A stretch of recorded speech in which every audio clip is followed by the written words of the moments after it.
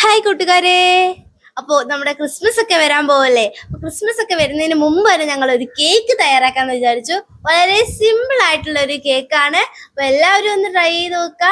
അപ്പോൾ ഈ ക്രിസ്മസ് ഒക്കെ വരുമ്പോൾ നമ്മൾ ക്രിസ്മസിനെ കുറിച്ച് ആലോചിക്കുമ്പോൾ തന്നെ എൻ്റെ മനസ്സിൽ ആദ്യം വരുന്നത് കേക്കിനെ കുറിച്ചാണ്. നിങ്ങളുടെ മനസ്സിൽ എന്താണ് വരുന്നതെന്ന് കമന്റ് ചെയ്യണേ. അപ്പോൾ ഈ സിമ്പിൾ ആൻഡ് സോഫ്റ്റ് ആയിട്ടുള്ള കേക്ക് തയ്യാറാക്കുന്നത് എങ്ങനെയാണെന്ന് അറിയാൻ വേണ്ടി നമുക്ക് വീഡിയോയിലേക്ക് എടുക്കാം.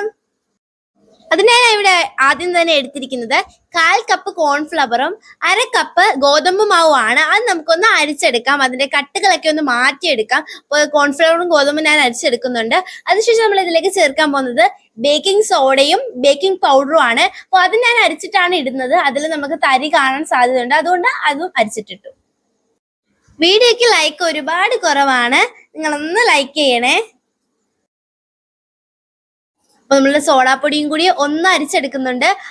അതിനുശേഷം ഞാൻ ഇവിടെ ഒരു പാത്രം എടുത്തു. അതിലേക്ക് 3 മുട്ടയാണ് പൊട്ടിച്ചൊഴിക്കുന്നത്.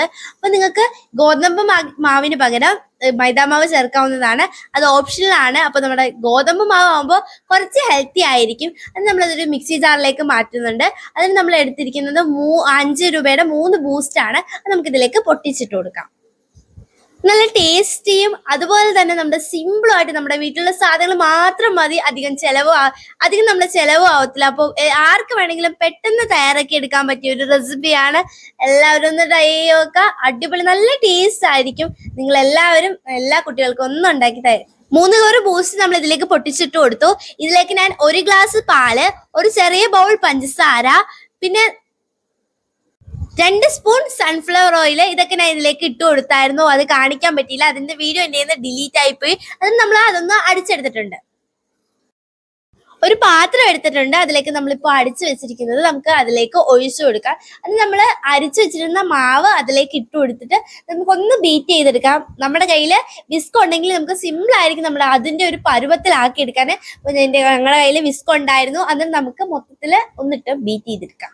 ഏതെങ്കിലും കൂട്ടുകാർ ഇതുവരെയും സബ്സ്ക്രൈബ് ചെയ്യാതെ കാണുകയാണെങ്കിൽ ഓടിപ്പോയിന്ന് സബ്സ്ക്രൈബ് ചെയ്യുക. അടുത്തിരിക്കുന്ന ബെൽ ബട്ടൺ ഒന്ന് നെക്കി പൊട്ടിക്കുക. എന്നിട്ട് ഓൾ എന്ന ഓപ്ഷൻ എനേബിൾ ചെയ്ത് നോക്കുക. ഇവ ഞങ്ങളുടെ ഫേസ്ബുക്ക് പേജ് കാണുകയാണെങ്കിൽ ഫോളോ ചെയ്യുക. പിന്നെ നിങ്ങളെ ഫ്രണ്ട്സിനും എല്ലാവർക്കും ഒന്ന് ഷെയർ ചെയ്ത് കൊടുക്കുക. ഞങ്ങളുടെ യൂട്യൂബ് ചാനൽ നിങ്ങളൊന്ന് ഷെയർ ചെയ്ത് സപ്പോർട്ട് ചെയ്യുക. നിങ്ങൾക്ക് ഈ വീഡിയോയ്ക്കുള്ള എല്ലാ അഭിപ്രായവും നിങ്ങൾ കമന്റിലൂടെ അറിയിക്കാവുന്നതാണ്. അപ്പോൾ നിങ്ങൾ ലൈക്ക് ചെയ്യാൻ മറക്കരുത്, ലൈക്ക് ചെയ്യുക.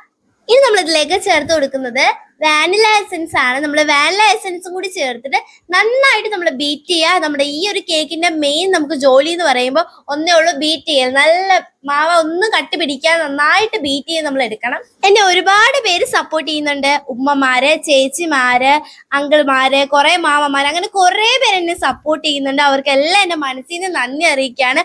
നിങ്ങൾ സപ്പോർട്ട് ചെയ്യുന്നത് എനിക്ക് ഒരുപാട് സന്തോഷമുണ്ട്. നിങ്ങൾ ഇനിയും എന്നെ സപ്പോർട്ട് ചെയ്യുന്ന എനിക്ക് നല്ല പ്രതീക്ഷയുണ്ട്. അപ്പോൾ നമ്മുടെ ഈ ഒരു കൺസിസ്റ്റൻസിയിലാണ് നമ്മുടെ കേക്കിന്റെ മാവ് റെഡിയായി കിട്ടേണ്ടത്. അപ്പോൾ ഈ ഒരു കൺസിസ്റ്റൻസി ആയിട്ടുണ്ട്. ഇനി നമുക്ക് ഈ ഒരു പരുവത്തിലാണ് നമുക്ക് മാവ് കിട്ടേണ്ടത്. ഞാനിവിടെ ബേക്ക് ചെയ്യുന്നത് ഒരു കുക്കറിലാണ്. അപ്പൊ ഞാൻ ഒരു കുക്കർ എടുത്തു.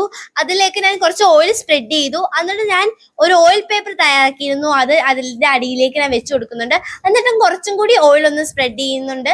നമുക്കത് ഒട്ടിപ്പിടിക്കാതിരിക്കാൻ വേണ്ടിയാണ് ഞാൻ ഓയിൽ സ്പ്രെഡ് ചെയ്ത് കൊടുക്കുന്നത്. ഇനി നമ്മൾ തയ്യാറാക്കി വെച്ചിരിക്കുന്ന മാവ് നമുക്ക് ഇതിലേക്ക് ഒഴിച്ചു കൊടുക്കാം. അപ്പൊ ഇത് ബേക്ക് ചെയ്യുന്ന ടൈം എന്ന് പറയുമ്പോൾ ഒരു 35 to 40 മിനിറ്റ് ആണ് ഞാൻ ഇവിടെ ബേക്ക് ചെയ്യുന്നത്. നമ്മൾ കുക്കറിൽ ഒന്ന് സെറ്റ് ആക്കി കൊടുത്തു. നമ്മൾ വെക്കുന്നതിന് മുമ്പ് തന്നെ നമ്മുടെ അടുപ്പിലേക്ക് വെക്കുന്നതിന് മുമ്പ് നമ്മുടെ ഗ്യാസ് ഓൺ ചെയ്തിട്ട് ഒരു പാൻ അടിയിലേക്ക് വെക്കുന്നുണ്ട്. അതിനുശേഷമാണ് നമ്മൾ കുക്കർ വെച്ച് കൊടുക്കുന്നത്. അതിന് നമ്മൾ അതിന്റെ വിസില് നമ്മൾ ഊരി മാറ്റുന്നുണ്ട്. ഇനി നമുക്ക് ഒന്ന് ബേക്ക് ചെയ്തിട്ട് വരാം. അപ്പൊ നമ്മളിത് ലോ ഫ്ലെയിമിലിട്ടായിരിക്കണം ബേക്ക് ചെയ്യേണ്ടത്. അപ്പൊ നമുക്ക് ഒരു 30 to 40 മിനിറ്റ് വരെ നമുക്കൊന്ന് വെയിറ്റ് ചെയ്യാം. അപ്പൊ നമ്മളൊരു 30 മിനിറ്റ് ഒക്കെ ആകുമ്പോൾ നമുക്ക് ഇതൊന്ന് തുറന്ന ശേഷം നമുക്ക് പപ്പടം കുത്തിയോ അല്ലെങ്കിൽ ടൂത്ത് പിക്കോ യൂസ് ചെയ്ത ശേഷം അതിന്റെ അകത്തൊന്ന് കുത്തി നോക്കാം. കുത്തുമ്പോൾ അത് ഉള്ളൊക്കെ വെന്ത് വന്നിട്ടുണ്ടോ എന്ന് അറിയാൻ വേണ്ടിയാണ്. അപ്പൊ നമ്മുടെ കേക്ക് ഇവിടെ തയ്യാറായി വെന്ത് കറക്റ്റ് ആയിട്ടുണ്ട്.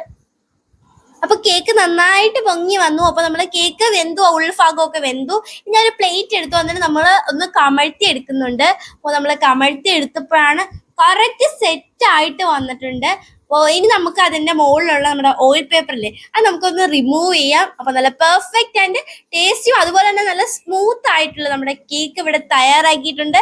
അപ്പോൾ കൂട്ടുകാര് ട്രൈ ചെയ്യാൻ മറക്കരുത്. അപ്പോൾ ഇത് നിങ്ങൾ ട്രൈ ചെയ്തിട്ട് അതിന്റെ അഭിപ്രായം മസ്റ്റായിട്ട് അറിയിക്കുക. പുതിയ വീഡിയോ ആയിട്ട് വരുന്നത്. അസ്സലാമു അലൈക്കും.